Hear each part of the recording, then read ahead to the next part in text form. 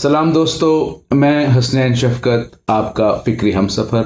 आपका फ़िक्री दोस्त, आज के शेर के साथ जिसके सफ़र पर हम इंशाअल्लाह इकट्ठे रवाना होने को हैं और जिसमें आपकी शमूलियत हमेशा मेरे लिए बाइस इफ्तिखार रही।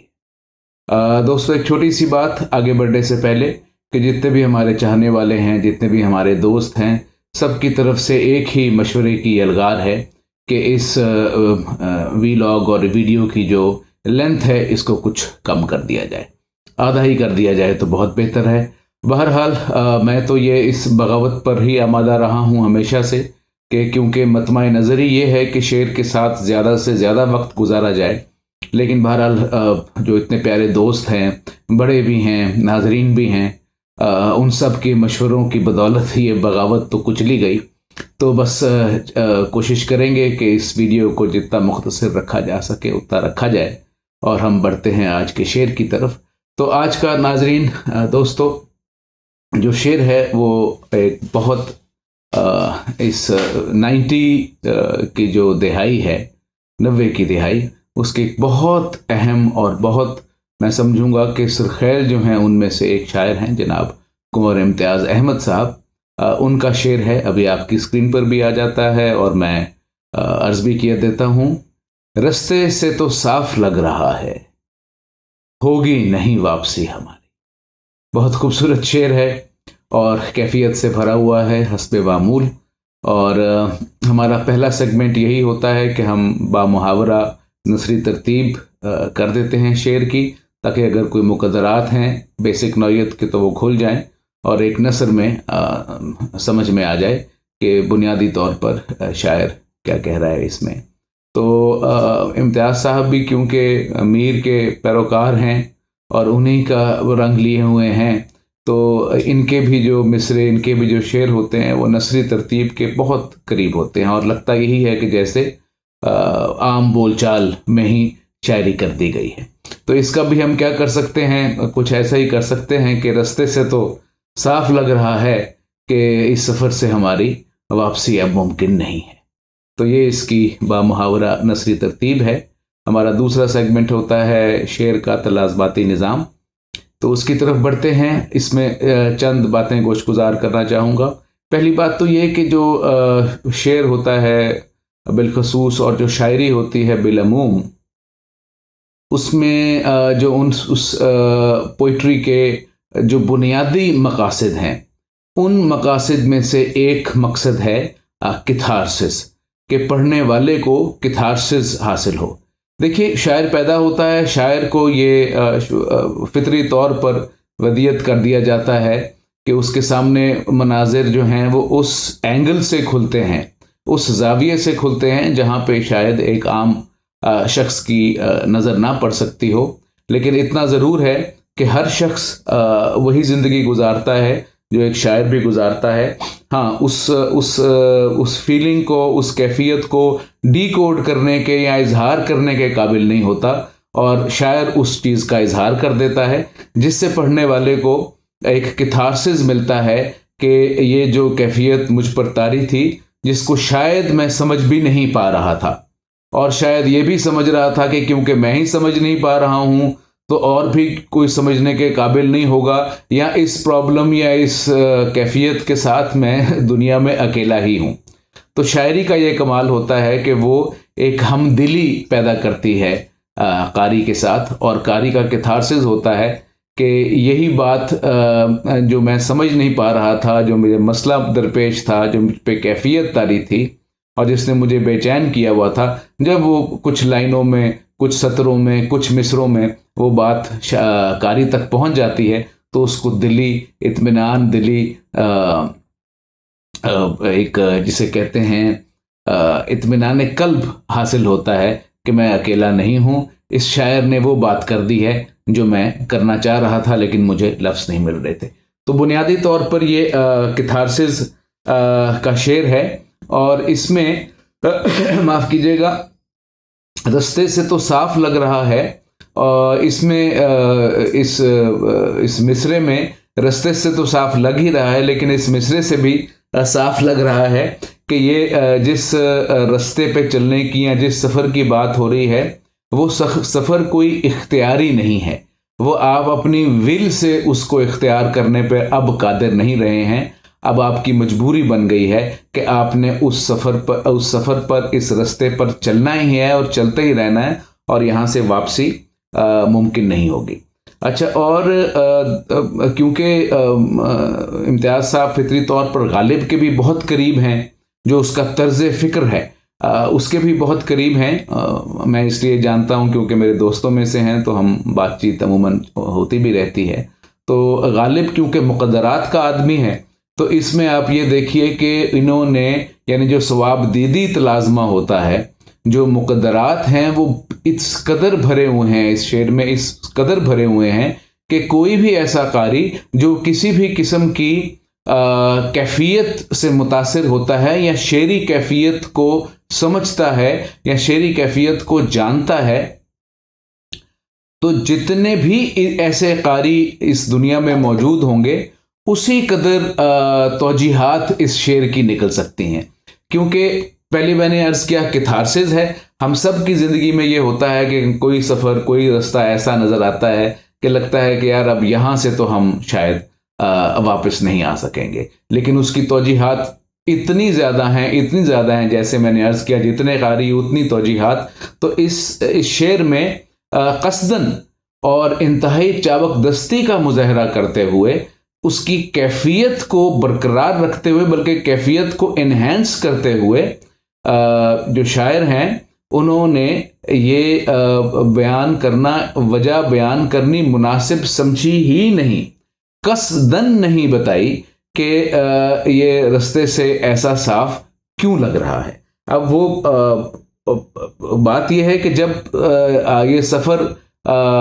करना और इस रास्ते पे चलना इख्तियारी ही नहीं है, तो फिर वजह बताने की क्या ज़रूरत है। जहाँ जहाँ जो शख्स बेख्तियार हो गया उसकी अपनी अपनी वजह है, वो उस बात को समझ गया। लेकिन इतनी बात ये कैथारसिस उसका ज़रूर हो गया कि हाँ, ऐसे रास्ते होते हैं जो आपको बता देते हैं कि इस रास्ते पर तुमने चलना भी है और इस रास्ते से तुम्हारी वापसी भी नहीं होगी। अब वो वजह कोई भी हो सकती है, कोई फहरिस्त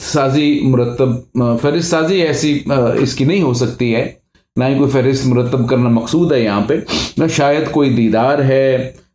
शायद कोई जज्बाती मकाम है, और शायद ज़िंदगी का कोई ऐसा मोड़ है, कोई ऐसी मजबूरी है, ज़िंदगी आपको ऐसी तरफ ले आई है, आपके जज्बात आपको इस तरफ ले आए हैं, कोई ऐसा वाक़या पेश आ गया है, कोई भी वजह हो सकती है। इसको डिसाइफर करने की ज़रूरत नहीं है, वो आपके दिल में मौजूद होगी। जिस कारी को भी इस शेर की कैफियत ने मुतासर किया और जिस कारी को इस शेर ने कैथारसिस बख्शा। लेकिन इतना ज़रूर है कि एक फ़िक्री सतह पर अगर इसकी तलाज़मे की बात की जाए कि फ़िक्री तलाज़मा क्या है, तो ये एक सफ़र है और जो बेख्तियार भी है और जिससे साफ नज़र भी आ रहा है, आपको पता भी चल गया यहाँ से वापसी नहीं है। तो अगर इसको फ़िक्री फ़िलोसॉफ़िकल सतह पर देखा जाए तो ये ज़िंदगी के सफ़र का ही एक इशारा है, और एक ऐसी मैच्योरिटी एक इंसान को जब हासिल हो जाती है, जब वो समझ जाता है कि ज़िंदगी का सफ़र क्या है, तो फिर उस पर ये रास्ता भी खुल जाता है और उसको ये भी मालूम हो जाता है कि अब इस रास्ते पर चलना मेरी मजबूरी है, ये रास्ता अब यहाँ से वापसी मुमकिन नहीं है। और ये आप देखिएगा, मुझे याद आ रहा है रॉबर्ट फ्रॉस्ट की बहुत मशहूर नज़म है, stopping by the woods in a snowy evening, जहाँ पे वो ये कहते हैं कि मैं गुज़र रहा था एक खूबसूरत जंगल से,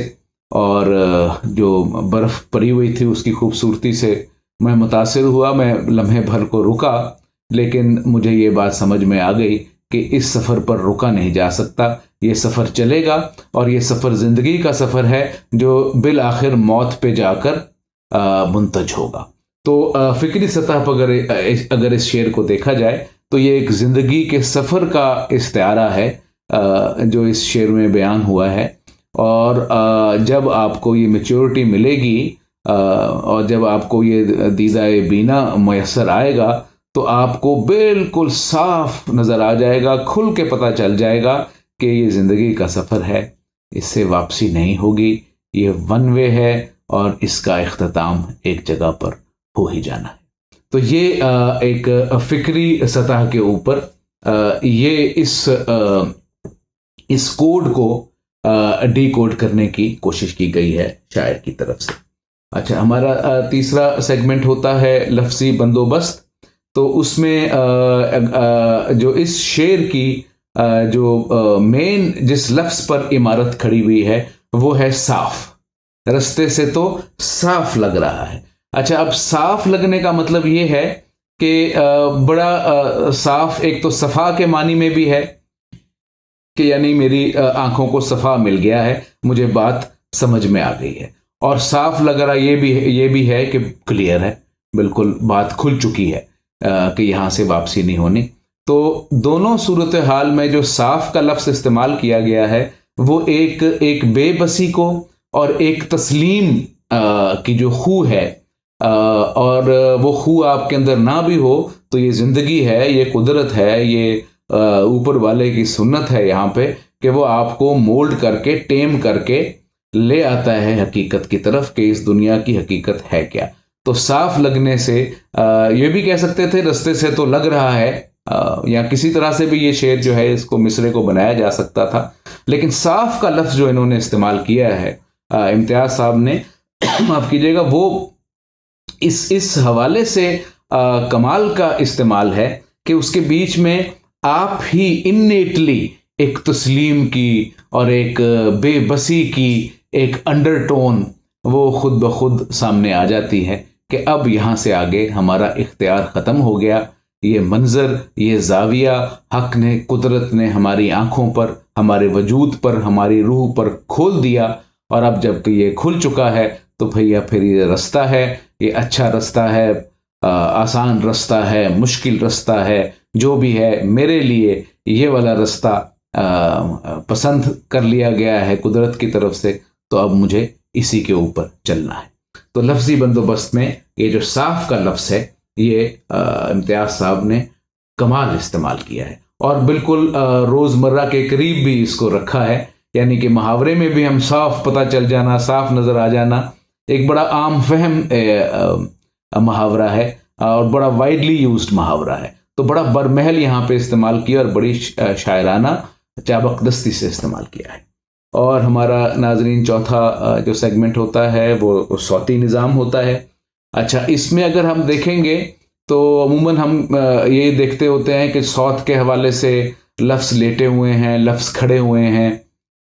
इस तरह हम इसको एनालाइज करने की कोशिश करते हैं ताकि शेर की एक टोन वाज़िया हो सके कि जो एक उसने आपके लाशऊरी तौर पर जो शेर ने आपके ऊपर असर किया है वो आपको शेर कहाँ लेके जा रहा है। तो इसमें आप ये देखेंगे कि रास्ते से तो साफ लग रहा है, होगी नहीं वापसी हमारी। कोई वाजे टोन नजर नहीं आती कि लफ्ज लेटे लेटे हैं या लफ्ज खड़े खड़े हैं। और अगर माफ कीजिएगा, अगर इनका कोई मिक्सचर या एमेलिगमेशन भी बनाई गई है तो उसका भी एक सेट पैटर्न या सिमिट्री एज सच नजर नहीं आती। और इसकी वजह क्या हो सकती है, क्योंकि आपको मैं फिर बता दूं कि शायर जो है वो अपनी सौत सिलेक्ट करता है विजदानी तौर पर। वो ये सब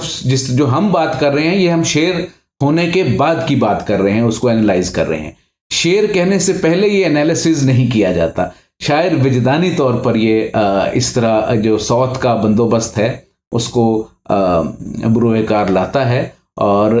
ये अल्लाह की तरफ से तोहफा होता है कुदरत की तरफ से कि ये सौती निज़ाम ऐसा ढल जाए उस शेर में कि उसकी कैफियत और उसकी फ़िक्र दोनों जो हैं वो उससे आपको मुत्तसिल नज़र आए। तो यहाँ मैंने ये देखा कि क्योंकि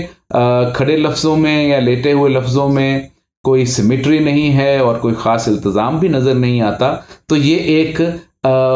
एक कन्फ्यूजन भी है बीच में इस मिसरे, इस पूरे शेर में। और अभी तक हमें ये कन्फ्यूजन नज़र नहीं आई थी, लेकिन ये कन्फ्यूजन हमें नज़र आई सौती निज़ाम में जाकर। और वो उस कन्फ्यूजन की वजह ये है कि अगर आप पूरा लेटे लेटे लफ्ज़ इस्तेमाल करते तो इसका मतलब ये होता कि तस्लीम, रज़ा, बेबसी, कुदरत की जो रज़ा है उसके सामने सर तस्लीम खम कर देना और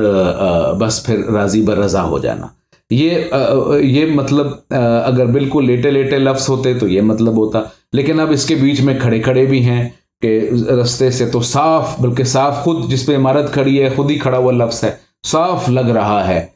रहा है होगी नहीं वापसी हमारी। तो